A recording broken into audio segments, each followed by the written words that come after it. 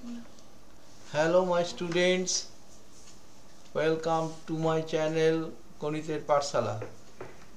আমরা এর আগের ক্লাসগুলোতে সরল সুদ কষা সম্বন্ধে আলোচনা করেছি, অঙ্ক করেছি। সরল সুদ কষা একবার সুদটা একটা সময়ে কষতে হয়, কিন্তু এখানে সুদটা পরবর্তী সময়ের জন্য আসলের সঙ্গে যোগ হয়ে যায় কম্পাউন্ড ইন্টারেস্ট ক্ষেত্রে। আবার পরের বছরে আসল আর সুদ মিলে সেটা হয়ে যায় আসল, অর্থাৎ সববৃদ্ধি মূলটা পরের বছরের আসল হয়ে যায়। এইভাবে আমরা ক্রমাগতভাবে সুদ আসল নির্ণয় করতে থাকি। তো আমরা যে অঙ্কগুলো করব সেইগুলো কিন্তু আমরা ফর্মুলার সাহায্যে করব, এবং সেই ফর্মুলাটা কিভাবে আনতে হয় সেটা দেখো।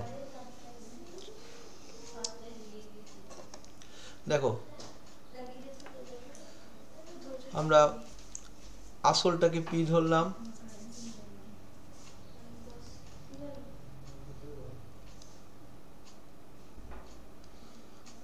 আসল সমান পি টাকা, সময়টা ধরে নেব n বছর, ঠিক আছে, সময়টা n বছর।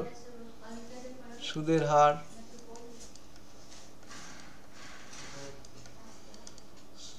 হার r%।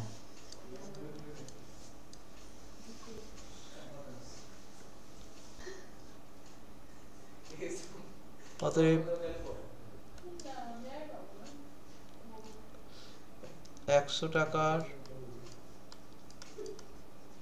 1 বছরের সুদ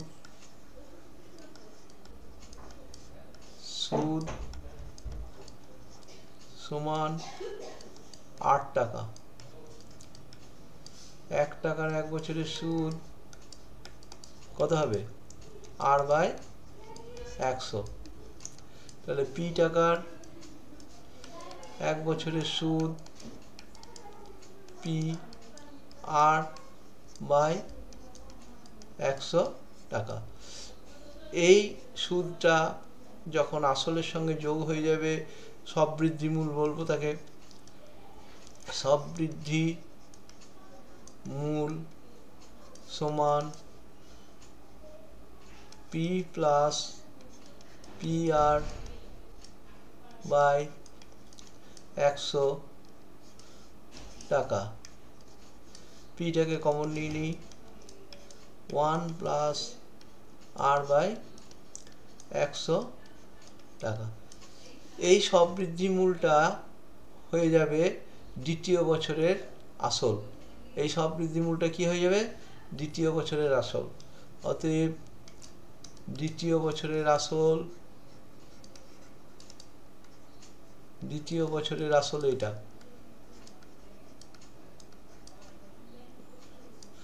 শুরুতে আসল দাঁড়ালো তাহলে পি ইন্টু 1 প্লাস r/100 এটা। এবারে দ্বিতীয় বছরের শেষে সুদ, দ্বিতীয় বছরের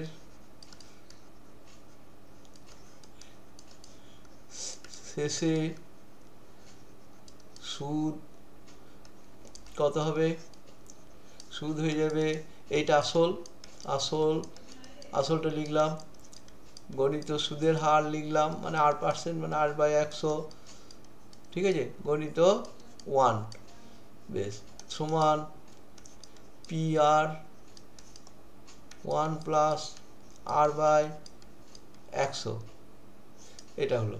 অতএব দ্বিতীয় বছরের সববৃদ্ধি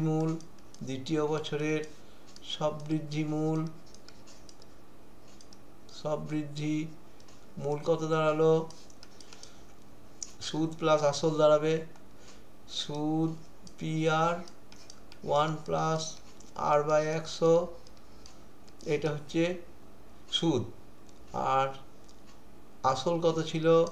P 1 plus r/100, P 1 plus r/100 common নিয়ে নাও, পড়ে থাকবে কত?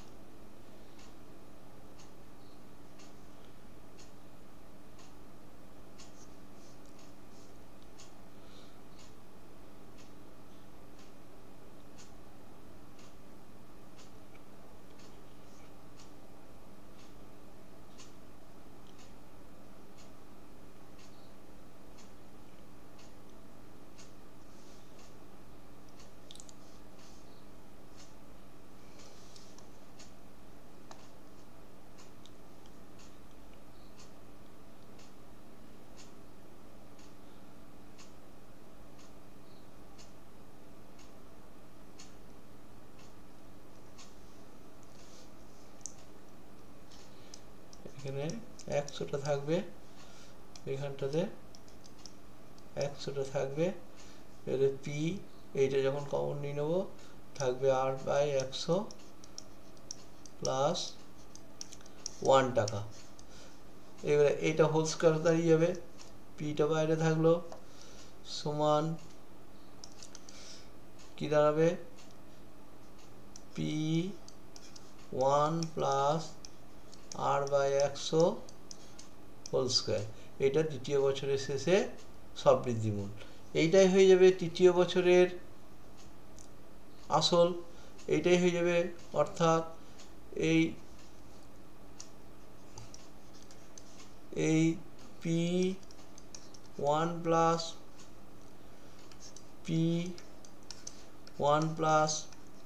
r/100 হোল স্কয়ার হবে কি হয়ে যাবে, তৃতীয় বছরের আসল, তৃতীয় বছরের আসল। এইটাই হলো তৃতীয় বছরের আসল।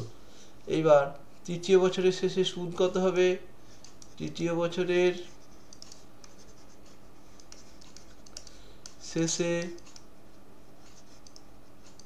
সুদ হবে, সুদ সমান, এটা আসলটাকে লেখো p*1 plus r/100 whole square into আর হচ্ছে সুদের হার, তাহলে r/100 এটা হলো, তাহলে কি দাঁড়ালো, pr/100 1 plus r/100 whole square. এইটা হয়ে গেল তৃতীয় বছরের শেষে সুদ। তাহলে তৃতীয় বছরের শেষে সববৃদ্ধিমূল কত হবে, অতএব তৃতীয় বছরের শেষে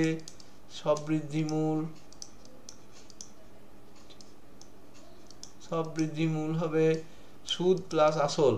তাহলে এইটা হচ্ছে আমার,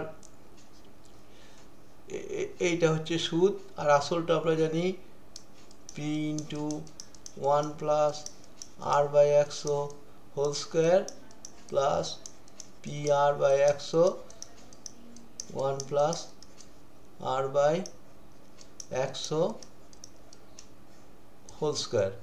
কমন নিয়ে নাও, p*1 plus r/100 whole square থাকলে 1 থাকলো, আর এখানে হেঁটে চলে গেলে r/100 থাকলো, এইটা থাকলো।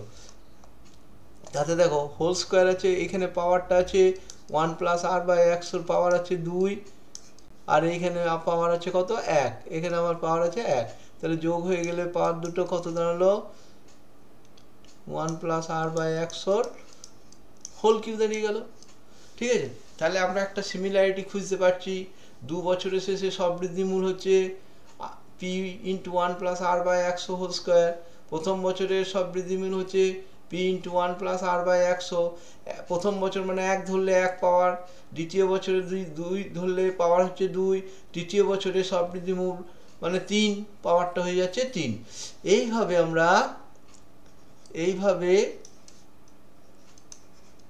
আমরা n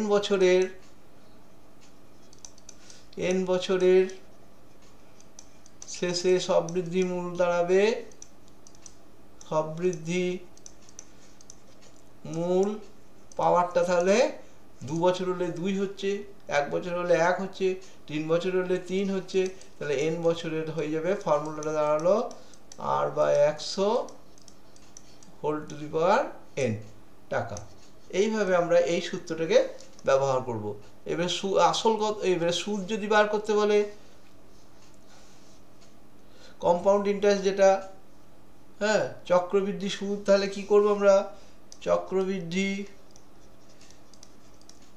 সুদ কি হবে, সুদ আসলটা তো আমরা পি ছিল, তাহলে এখান থেকে পিটাকে বাদ দিতে হবে, r/100 whole to the power n minus P হয়েছে। এইবারে কতগুলো ধাপ আছে, এবারে আমরা পর্ব শিখব। পর্বটা কি, পর্ব হচ্ছে সুদটা কত মাস অন্তর দেব, অর্থাৎ কত সময় অন্তর দেওয়া হচ্ছে, সেইটা দিয়ে 12 মাসকে ভাগ করলে আমরা পর্ব পাই। তাহলে পর্ব বলতে বোঝায় সুদ যদি 3 মাস অন্তর দেওয়া হয়, 3 মাস অন্তর দেওয়া সুদ হলে পর্ব কি হবে? পর্ব সমান 12/3। এটা কত দাঁড়ালো? 4 পর্ব হলো। এইটা যদি 4 মাস অন্তর 4 মাস অন্তর দেওয়া সুদ, পর্ব তখন দাঁড়াবে 12/4। 3 যদি 6 মাস অন্তর হয় তাহলে পর্ব দাঁড়াবে 12/6 সমান 2। এইবারে আমরা তখন এই সূত্রটাকে তখন মডিফাই করব পর্ব অনুযায়ী। এই সূত্র যেটা আমরা দাঁড় করলাম এটাকে মডিফাই করব কেমন করে? পর্ব অনুযায়ী। 3 মাস পর্বে এই যেটা আমার 4 মাস পর্ব হলে কি দাঁড়াবে না, আমরা চেঞ্জ করব কোন জায়গায়?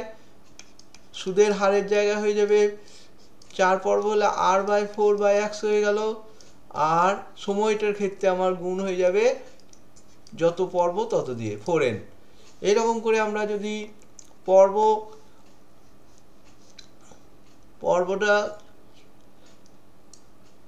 পর্ব যদি 3 মাস 3 হয়, পর্ব 3 হলে কি হবে? এটা চেঞ্জ হয়ে যাবে p × 1 plus r/3/100 whole to the power 3n হয়ে যাবে। পর্ব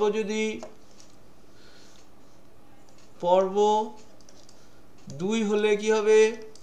তখন p × 1 প্লাস ফর্মুলাটাকে এইভাবে চেঞ্জ হয়ে যাবে, পর্ব যেমন হবে সেরকম চেঞ্জ হবে 2n।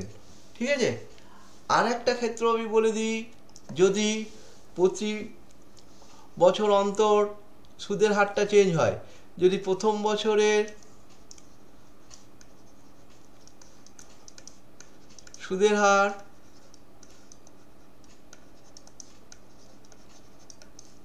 r1%, দ্বিতীয় বছরের সুদের হার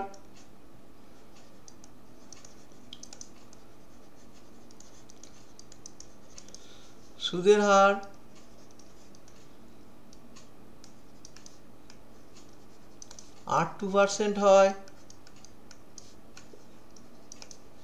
এবং তৃতীয় বছরের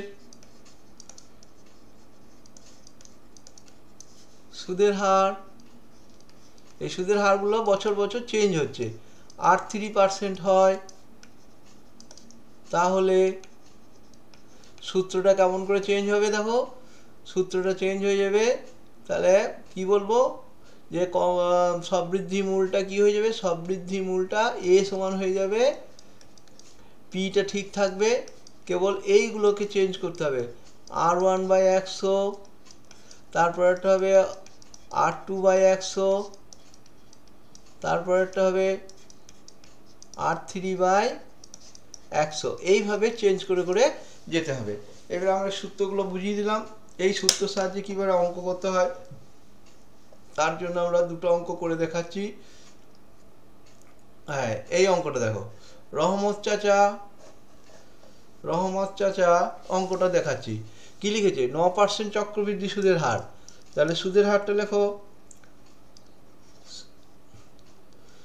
সুদের হার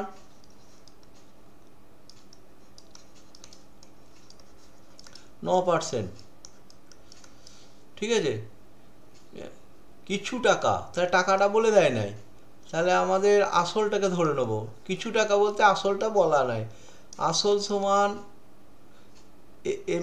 আসল পি, তো পি এর জায়গায় লিখব, আসলটা পি ধরলাম সমান এক্স টাকা ধরে নিলাম, আসল পি সমান এক্স টাকা ধরলাম। নেক্সট হচ্ছে সময়টা কত বলেছে, ভালো করে দেখো, সময় এন সমান বলেছে, সময় এন সমান কত বলেছে? 2 বছর। অতএব সববৃদ্ধি মূল এ সমান কি দাঁড়াবে? পি ইন্টু ফর্মুলাটা একবার লিখলাম, r/100 whole to the power n, মানগুলো বসাও, পি হচ্ছে আসল, এক্স ধরেছি, 1 প্লাস সুদের হার 9% বলা আছে, ঠিক আছে।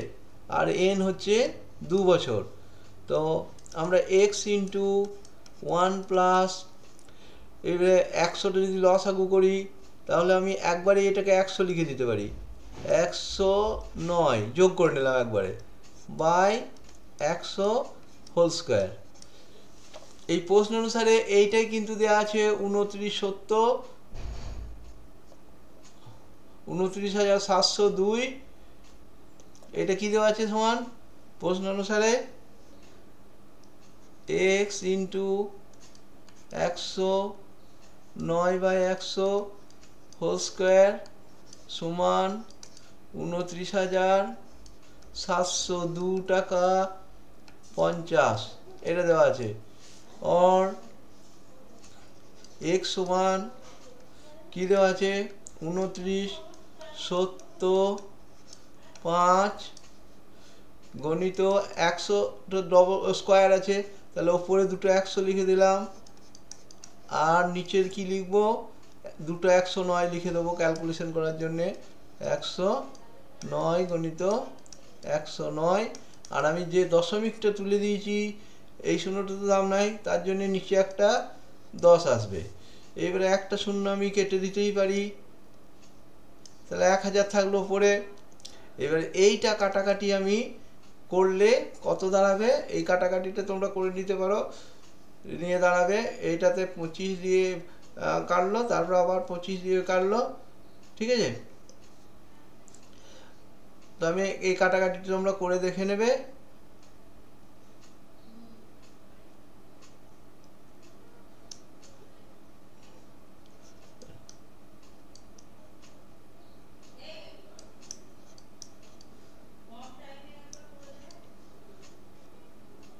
এইটা দাঁড়াবে, ঠিক আছে। এই কাটাকাটি করলে তোমরা পাবে 25,000 হ্যাঁ টাকা। আর এই এই একটা শূন্য এখানে কেটে গেছে, একটা থাকবে, এই টাকাটা উত্তর হবে, ঠিক আছে। নেক্সট এই অঙ্কটা ক্ষেত্রে দেখো, দ্বিতীয় অঙ্কটার ক্ষেত্রে দেখো সুদের হারটা বলেছে, সুদের হার 7.5%, আসল পি বলে দিয়েছে, পি সমান বলেছে 12,000 টাকা, সময়টা বলা আছে 2 বছর, ঠিক আছে। চক্রবৃদ্ধি সুদ আর সরল সুদ দুটোই বলেছে, তা আমরা সরল সুদটা প্রথমে বার করে নিই। 2 বছরের সরল সুদ কত দাঁড়াবে, 2 বছরের সরল সুদ সমান আসল 12,000 গণিত সময় লিখলাম, গণিত সুদের হার লিখলাম, বাই 100, আর দশমিক আছে বলে নিচে 10 করে দিলাম, এই শূন্যটা কাটলাম, এর সঙ্গে কেটে দিলাম, তাহলে 24 গণিত 75, গুণটা করতেই পারো, কি করে করবো, 75কে 24 দিয়ে গুণ করে নাও, 4 5 20, 4 7 28 30, 2 5 10, 2 7 14 15 0 0, এইটা কত দাঁড়ালো, তাহলে 1800 টাকা সরল সুদটা দাঁড়ালো। এটা রেখে দিলাম, এখন এটা আমরা রেখে দিলাম। নেক্সট কি করব, এরপরে আমাকে চক্রবৃদ্ধি সুদটা বার করতে হবে, তাহলে শুধু চক্রবৃদ্ধি সুদ বার করতে বলেছে, তাহলে চক্রবৃদ্ধি সুদ, চক্রবৃদ্ধি সুদ সমান, ফর্মুলাটা কি ছিল, P into 1 plus R by 100 whole to the power N minus P, এটা ফর্মুলাটা ছিল। এখানে বসাবো মানগুলো, পি এর মান বসাও, পি এর মান হচ্ছে 12,000, 1 প্লাস আর এর মান বসাতে হবে আর হচ্ছে 7.5% ছিল, তাহলে এটা 1000 করে দিলাম। n কত ছিল 2 মাইনাস 12,000, এটা টাকা লিখে রাখলাম। এবারে এইটাকে আমি কেটে ছোট করতে পারি। কিরকম করে কাটবো দেখো, 12,000টা থাকলো, এইখানটাতে আমি কাটবো। এইখানটা কেমন করে কাটবো, এইখানটা কাটছি, 1 প্লাস থাকলো 75টাকে কেটে দাও, 25 25 3 75, 25 4 হোল স্কোয়ার রইল মাইনাস 12,000 টাকা। এটাকে ছোট করো, 12,000 থাক, এইখানটা হলো 40, লসাগু হলে 40 আর 3 43, কত হয়ে গেল 43-এর 40 তার স্কোয়ার মাইনাস 12,000, এটা রইল টাকা। এবার আমি যদি 12,000টা কমন নিয়ে নিই, 12,000টা কমন নিলে থাকবে 43-এর 40 হোল স্কোয়ার মাইনাস 1। এবারে a plus B, a minus B করলে সহজ হবে অঙ্কটা। কি করবে এবার, সমান 12,000 থাক, a, এটা a হলো প্লাস বি, আবার একবার করো, a মাইনাস বি, 12,000 থাক, 43 40 লসাগু হলো 43 আর 40, কত দাঁড়াবে 83/40 গণিত 43 থেকে 40 লসাগু হলো, 43 থেকে 40 গেলে কত হয় 3/40 টাকা। এবারে দুটো শূন্য আমরা কাটতেই পারি, এটা আর এই শূন্য দুটো, এটা কাটলাম, 4 দিয়ে কাটতে পারি, 4 3 12 0 2 2 4 2 15 30, তাহলে কত পড়ে রইল ওপরে 15 3 45 ইন্টু 83/2 টাকা। এই সাইডে গুণটা করে দিচ্ছি, এই সাইডে গুণটা করো, 83-কে 45 দিয়ে গুণ করে দিচ্ছি, 5 3 15, 5 8 40 41, 4 3 12, 4 8 32, 33 যোগ করলে 5 3 7 3 37 35, কত দাঁড়ালো এখানে 37 35 10 টাকা। অতএব সরল সুদ এবং চক্রবৃদ্ধি সুদের পার্থক্যটা কত টাকা দাঁড়ালো, সমান 1867.50 টাকা মাইনাস কত 1800, কারণ এই সরল সুদ 1800 টাকা ছিল, সমান 67 টাকা 50। এটাই থ্যাংক ইউ অ্যান্সার। আজকের মতো ঠিক আছে, ক্লাস শেষ করছি, নেক্সট ক্লাসে আবার দেখা হবে। আজ কম্পাউন্ড ইন্টারেস্টের সূত্রগুলো থেকে অঙ্ক করা কিভাবে করতে হয় এবং সূত্রটা কিভাবে এলো সেটা দেখিয়ে দিলাম।